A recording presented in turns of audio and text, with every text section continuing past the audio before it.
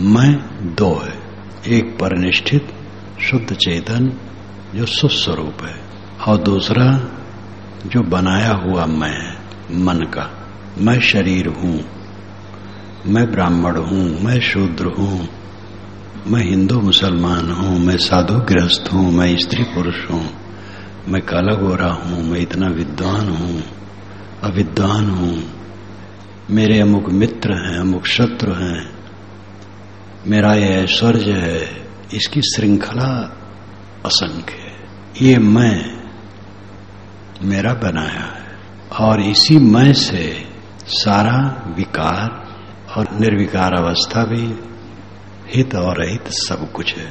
मैं से सब पैदा होता है, मैं में सब लीन होता है, ब्रह्मवादी कहते हैं। लेकिन शुद्ध चेतन से कुछ पैदा नहीं होता है, और शुद्ध चेतन में कुछ लीन नहीं होता है। ये मन के स्तर पर कहा जा सकता है। मन से सब पैदा होता है और मन में सब लीन होता है। सारी मान्यता मन से पैदा होती है और मन में लीन होती है। जब हमारा मन का मैं विकारग्रस्त होता है, शांत तो सब चाहते हैं, लेकिन लोग झगड़ा करते हैं, विवाद करते, कला करते, दूसरे की निंदा करते, मुंह पर दूसरे की बुराई करते हैं, कटु कहते हैं। शांत तो चाहते हैं, शांति कैसे मिलेगी? अपने मन को देखो, कितने विकार भरे हैं।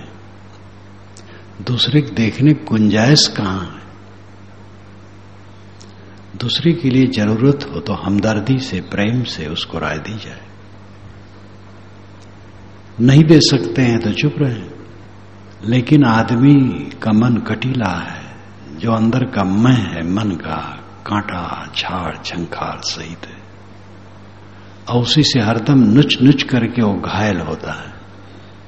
द्वेष, कलह, ईर्षा, विकार, परनिंदा, काम वासना, क्रोध वासना, लोभ वासना, मोह वासना, इसी में उलझ उलझ करके मरता है। मन अनादि है, आदि नहीं है, क्योंकि अनादि काल से प्रपंच है। लेकिन अनादि वाला छूटेगा कैसे? सब अनादि, अनंत नहीं होता है।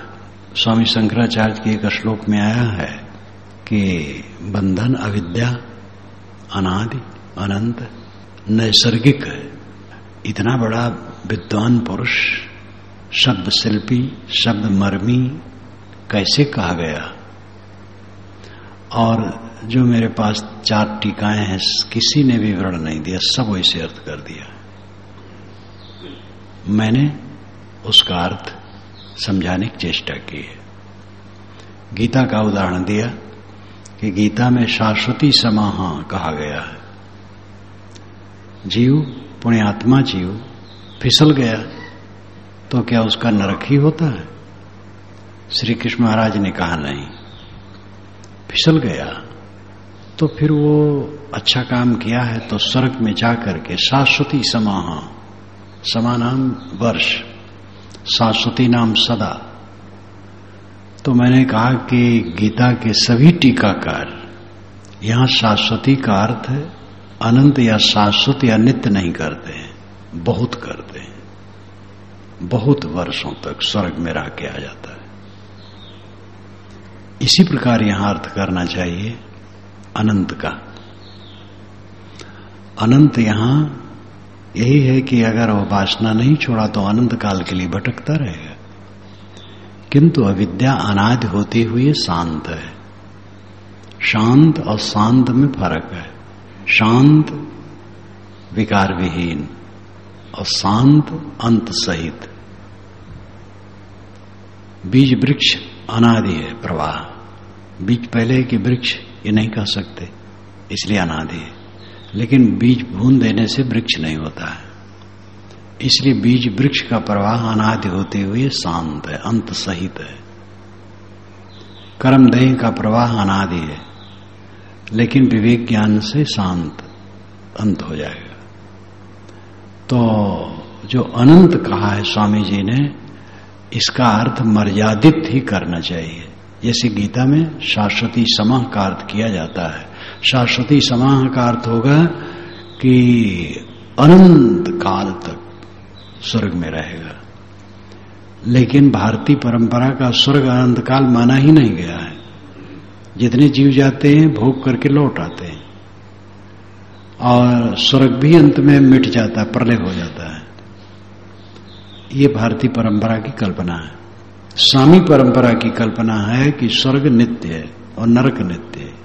एक बार जो गलत किया सदा नरक में जलता रहेगा, और एक बार जो अच्छा किया सदा स्वर्ग का भोग भोगता रहेगा। है सब कल्पना। लेकिन शाश्वती समाह का शाब्दिक अर्थ होगा सदा के लिए। लेकिन सभी गीता टीकाकार कहते हैं बहुत काल तक। ऐसे अनंत का अर्थ यहां है बहुत काल तक, या जब तक वासना न छुटेगी तब तक के लिए। तो अनादि तो है लेकिन बंधन अनंत नहीं है। और नैसर्गिक स्वाभाविक को कहते, स्वाभाविक बंधन नहीं करता है। नैसर्गिक की भी यहां एक मर्यादा है। जैसे चावल और उस पर छिलके नैसर्गिक धान में होते हैं, स्वाभाविक ही छिलके उसमें होते हैं, चिपकाए नहीं जाते। लेकिन छिलके अलग कर दो तो चावल नहीं, अंकुरित नहीं होगा। इसी प्रकार नैसर्गिक एक सीमा में अर्थ है। तो कहीं कहीं शब्द ऐसे आते हैं, और स्वामी शंकराचार्य शब्द के महापंडित थे, लेकिन ऐसे कहा गए मन अनादि है, अनादि से ही है। लेकिन मन कोई परनिष्ठित वस्तु नहीं है, अजर अमर वस्तु नहीं है। देखे सुने भोगे संस्कारों का समुच्चय है। वह मैं काम की चीज है और महाविकारी है, और उससे काम लिया जाए तो वही मोक्ष का कारण है। मन मनुष्याणाम कारणम बंध मोक्ष। बंध और मोक्ष का कारण मनुष्य के लिए मन है। हमारा जो मैं शुद्ध चैतन है, परनिष्ठित है, निर्मल है, निर्विकार है, उसमें कोई विकार नहीं। लेकिन जो हमारा निर्मित मैं है मन का, ये बहुत संवेदनशील है, बहुत जंजाली है, और सारी खुराफात इसी से होती है। सब मैं में जल रहे हैं, मैं मेरा मेरा करके, और उसी मैं का विकार, राग, द्वेष, कला, कल्पना, पीड़ा, मवाद। मन विकारी है तो मुंह से क्या आएगा? विकार आएगा। अंदर जल रहा है तो मुंह से कट निकलेगा, निंदा निकलेगी, बुराई निकलेगी, दूसरे को नीचा दिखाने की बात निकलेगी, गाली गुप्ता, मार पीट, और भी जितना बढ़ जाए उतना वही सब विष निकलेगा। क्योंकि मन जो अंदर का मैं है, विषैला है। जो मन का मैं, निर्मित मैं, औपाधिक मैं, औपाधिक यानी संबंधित, निर्मित, नकली। औपाधिक का अर्थ होता नकली, बनावटी। ये जो मन है बनावटी है, मन का मैं बनावटी है, और ये सब के अंदर में सबको जला रहा है, और खबर इसको बिरले बिरले को है। थोड़ा जानते हुए आदमी सो जाता है असावधान, और जलता रहता है।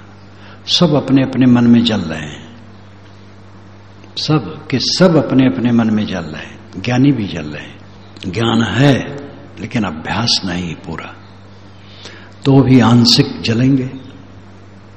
पूर्ण रूप से जब ये विदग्ध हो जाएगा मैं,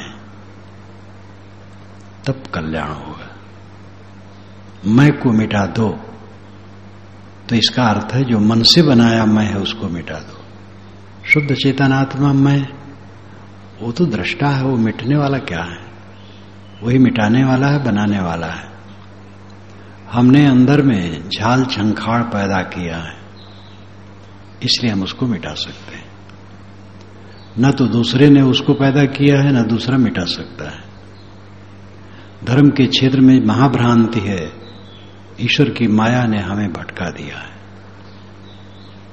एक तरफ ईश्वर को दयाल, कृपाल, सच्चिदानंद, करुणामय कहते हैं और दूसरी तरफ ईश्वर की माया हमें भटका रही कहते हैं। ये बिल्कुल गलत बात है। हमारा निर्मित मन हमें भटका रहा है, जो मन का मैं है वो हमें भटका रहा है। मन का मैं शुद्ध करने की जरूरत है। मन का मैं सबको जला रहा है। हमने मैं को बनाया है और कटु बनाया है, खराब बनाया। क्यों? भोगों की लालसा, मान की लालसा, सम्मान की लालसा, सांसारिक पदार्थों की लालसा। और वो लालसा पूरी नहीं होती, वहां हमें खटक होती, वैर विरोध शुरू होता है। भोग की लालसा नहीं है तो मान्यता की बात है, जिसको हम मानते वही सच है और उसी की हेठीपन, अहंकार, ये ऐसा रोग है मन सबको जला रहा है। केवल एक मन को शोध ले इंसान और मन को मार ले, मन को संवार ले, फिर आनंद कंद है। जीवन का ये परम कर्तव्य है। ध्यान की आवश्यकता इसीलिए है, मन को मांजा जाए।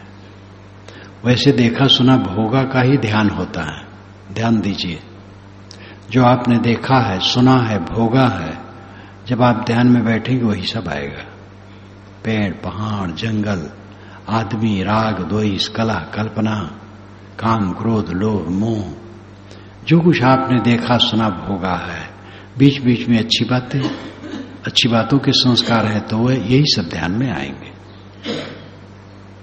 इसलिए इन सब को काटने के लिए दूसरे ध्यान की जरूरत है।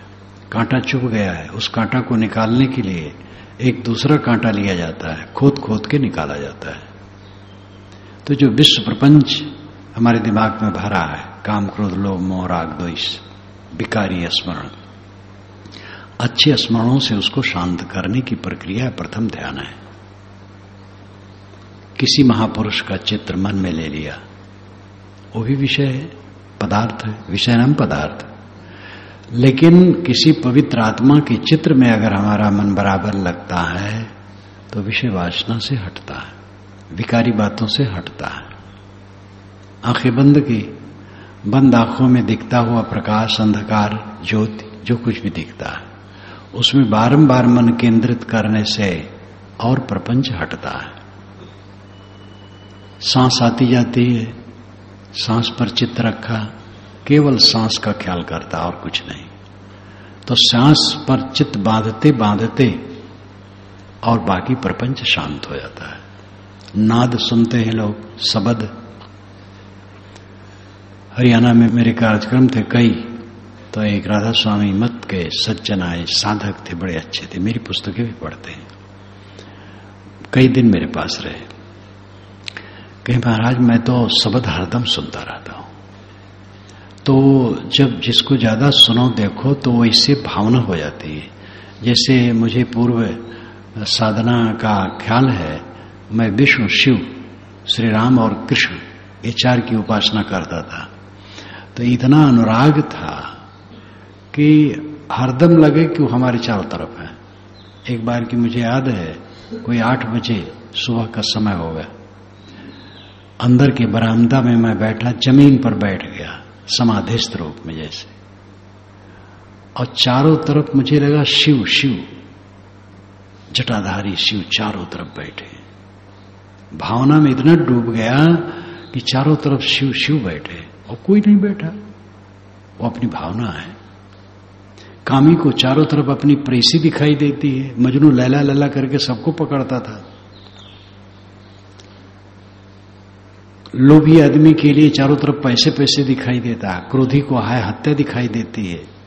तो भावना है, बुरी भावनाओं, विकारी भावनाओं के शमन के लिए कुछ अच्छी भावनाओं का प्रयोग, शब्द नाद एक ही बात है।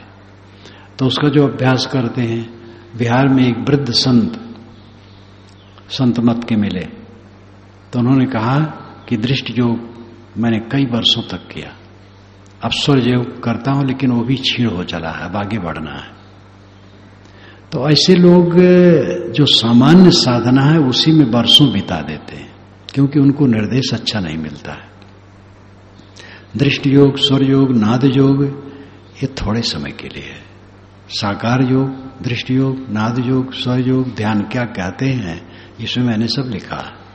साकार योग यानी किसी महापुरुष का चित्र मन में लेके मन को उसी में जोड़ना। वीतराग विषेमो चित्तम, ये पतंजलि महाराज ने कहा।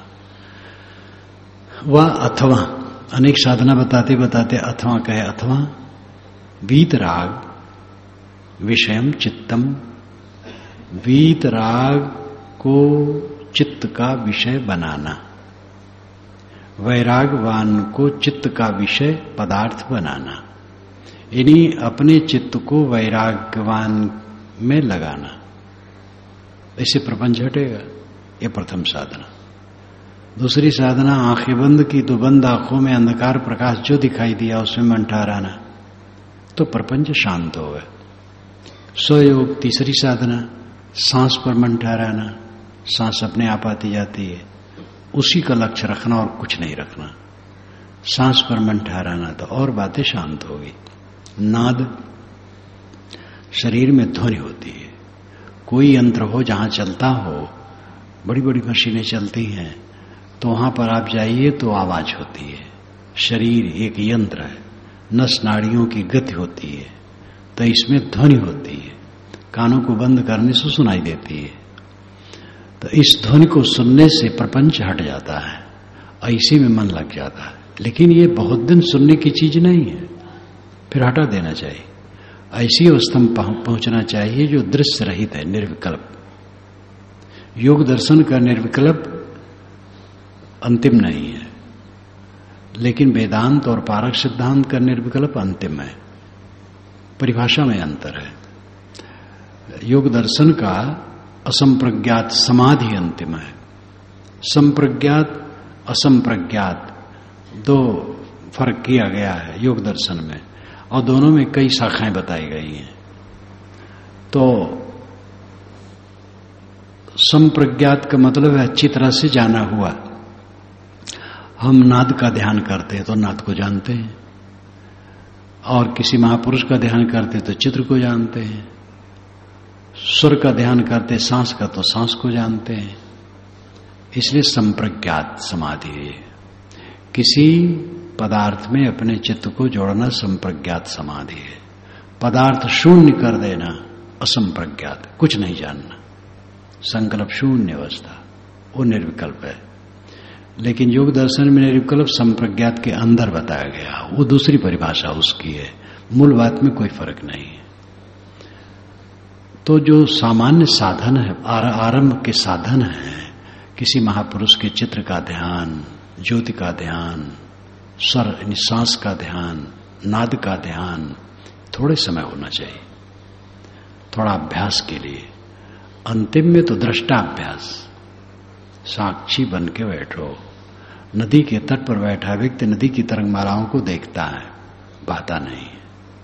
ऐसे जो संकल्प आए छोड़ते जाओ, छोड़ते जाओ, छोड़ते जाओ, केवल दृष्टा रहो। ये अभ्यास करना चाहिए, और इसी अभ्यास का परिणाम होगा अंत में कि संकल्प आना बंद हो जाए। संकल्प शून्य, दृश्य अभाव, ये निर्विकल्प अवस्था है। कबीर साहब की सहज समाधि यही है। सहज क्या है? अपना स्वरूप। अपना स्वरूप क्या है? शुद्ध चेतन। शुद्ध चेतन मात्र शेष रह जाना सहज समाधि, कुछ न सोचना सहज समाधि। और यही असंप्रज्ञात समाधि है योग दर्शन की भाषा में, और यही निर्विकल्प समाधि है। स्वामी शंकराचार्य ने विवेक चूड़ामणि में कहा है कि सुनने की अपेक्षा मनन करना सैकड़ों गुना अच्छा है। मनन करने की अपेक्षा निधिध्यासन करना, यानी खूब तत्पर होना आत्मचिंतन में, हजारों गुना अच्छा है। और निधिध्यासन से भी निर्विकल्प समाधि में पहुंचना अनंतों गुना अच्छा है। निर्विकल्प हो जाना, दृश्य का अभाव हो जाना, गाढ़ी नींद में दृश्य का अभाव हो जाता है। जो हम आंख, नाक, कान, जीभ, चाम से जानते हैं, मन से सोचते हैं, इसको दृश्य कहते हैं। स्मरण शांत हो जाना, दृश्य शांत होना है। स्मरणों के द्वारा दृश्य आता है। मन के झरोखे से जगत हमारे सामने आता है। मन का झरोखा बंद हुआ, जगत शांत, जगत हमारे सामने नहीं है। इसलिए मन के झरोखे को बंद करो। अंतिम ध्यान है कुछ ना सोचना। ये बहुत ऊंचा है, बहुत ऊंचा क्या, अंतिम है। और इसमें दो चीज की जरूरत है, वैराग्य और अभ्यास। और वैराग्य ही नहीं, उत्कट वैराग्य, प्रखर वैराग्य, पर वैराग्य। ये वैराग शब्द सुन करके कोई गृहस्थ घबराए ना। वैराग कपड़े में नहीं है, हम लोगों के कपड़े में वैराग नहीं है। एक सात्विक कपड़ा है, हम लोग पहनते हैं, और इसको पहन लेने से कोई वैरागवान नहीं होता है।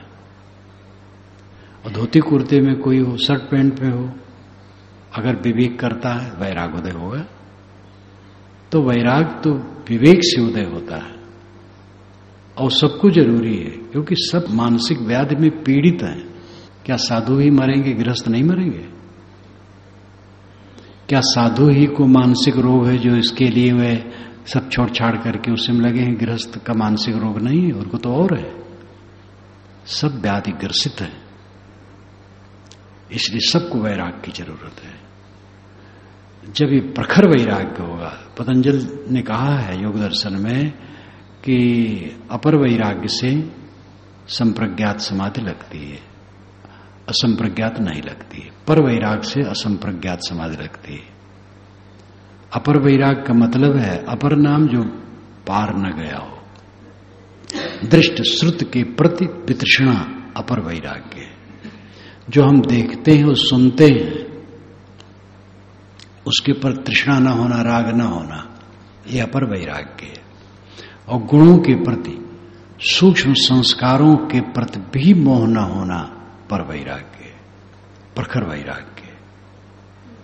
सबसे उदासीनता, और ये करते करते होता है, जो लगा रहता होता है। तो एक दिन ऐसा आता है कि अपने आप कुल बेकार लगता, फीका लगता है। जब तक बाहर फीका न होगा तब तक भीतर रस का स्रोत न फूटेगा, और भीतर का रस का स्रोत फूटा तो बाहर अपने आप फीका लगेगा। ये दोनों को बल देते हैं। है झूठा, सारा संबंध झूठा है। देखो यहां हम सब बैठे हैं, अभी उठ जाएंगे। हम आप मिले हैं, बिछुड़ जाएंगे, फिर याद भी नहीं रहेगा, फिर शरीर छोड़ देंगे। 100 वर्ष के पहले वाला कोई नहीं है। बड़े बड़े राजा, बादशाह, मंत्री, किसी के साथ कुछ नहीं है। मुख्यमंत्री इत्यादि के पास इतना पैसा हो जाता है, पैसा वो एलमारियों में भरते हैं और फिर लगाते हैं, काम में लगाते हैं जैसे वो हैं। और मंत्रियों के पास, जो अच्छे अच्छे मंत्री हैं, अधिकार वाले, तो लेकिन किसी के पास कुछ रहता है, दिखावा है, खाली सेवा के लिए, फिर वो खाली खत्म।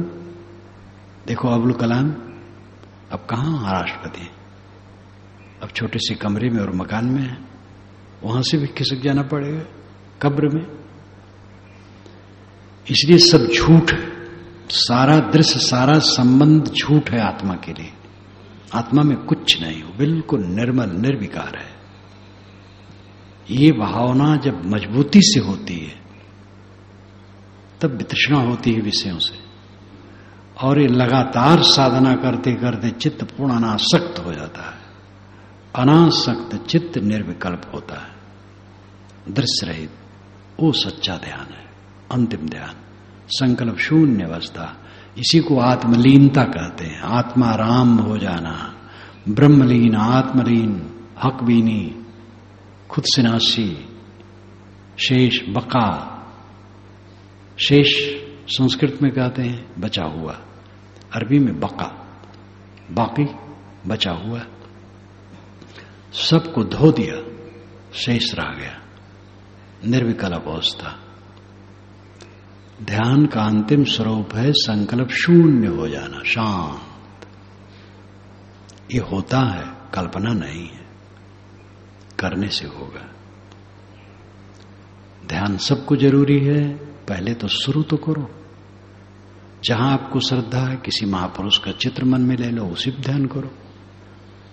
बंद आंखों में जो दिखाई दे उसी का ध्यान करो, सांस का ध्यान करो, नाद का ध्यान करो, कुछ करो, कहीं अपने मन को बांधो। एक जगह बांधते बांधते प्रपंच घटेगा।